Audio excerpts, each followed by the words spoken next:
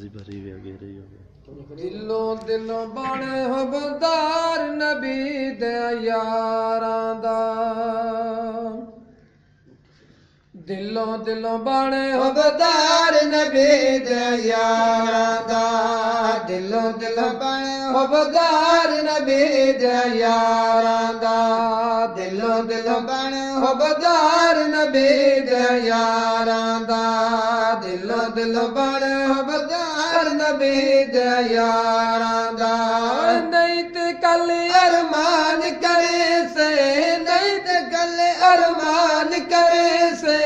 अपना बहु नुकसान करे से अजे थोड़े वक्त ही पढ़ लड़ सरदारां दा अजे थोड़े वक्त ही पढ़ लड़ सरदारां दा अजे थोड़े वक्त ही पढ़ लड़ सरदारां दा दिलों दिलों बने हबदार नबी दे यारां दा जिन्ना पाक नबी दे सारे समझे पाक इशारे ने जिन्ना पाक नबी दे सारे समझे पाक इशारे ने ओए ताई ते सारे यार दे ना तू अपने तन मनवारे ने ताई ते सारे यार दे ना तू अपने तन मनवारे ने उन्ना दे अज शान गडावे उन्ना दे अज शान गडावे चाहते ना तू सरदारा में कसम खुदा दी कमी है बद किरदारां दा कसम खुदा दी कमी है यार नबी नो प्यारे ते पर यारे गार दे क्या कहने जिन्नू मंगया है लड़का बेदा नप के उस उमर जरार दे क्या कहने दया तू महबूब दा तू बनिया ते उस्मान दे प्यार दे क्या कहने जनो ताहिर आका वीर आखे है दर करार दे क्या कहने कसम खुदा दी कमी है बद किरदारां दा कसम खुदा दी कमी है बद किरदारां दा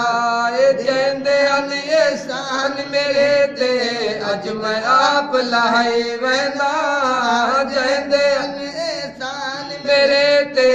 अज मैं आप लाई वैना अबू बकर दे कर्ज मौला जिम्मे तेरे लाई वैना अबू बकर दे कर्ज मौला जिम्मे तेरे लाई वैना साईं दे नाल तोड़ निभाई साईं दे नाल तोड़ निभाई सहदा नहीं मोल जुदाई है शर्द दे तैयो सी संग मिजारां दा शर्द दे तैयो सी संग मिजारां दा दिलों दिलों आशिक इश्क दे दावे कीते ते सिद्दीक दा इश्क कमाले ताहिर यारे गार वली दंदरासन लोग मिसाले अत इश्क बुहारियान दिवाइया ते दिता घर दा सारा माले आ इतना पुगता संगत दा सुता अज भी हुजूर दे नाले इयो है सरदार साडा जेड़ा आप मुहारिए इयो है सरदार साडा जेड़ा आप मुहारिए ओए नौकर उस दे दरदा जिस दे हेठ सवारी ओए नौकर उस दे दरदा जिस दे हेठ सवारी उस दे हथ विच चाबियां दे सो उस दे हथ विच चाबियां दे सो नाल अपना पीर मने सो वेखो इंसाफ इस्लाम दे रावारां दा वेखो इंसाफ इस्लाम दा मिंबर रसूल ते उमर बैठा ते थई दीन दी इज्जत सवाई ओ ते रोब ते है बत दे कोलों पई कंबदे को खुदाई इस उमर नु पीर पैगंबर ने ते कई जई ऐत सिखाई कम तर 360 मुल्कां दी पता उमर दे सच्चाई ते मनी उमर नु उमर दराज होवी ते शाला होवे उमर दा दर्दी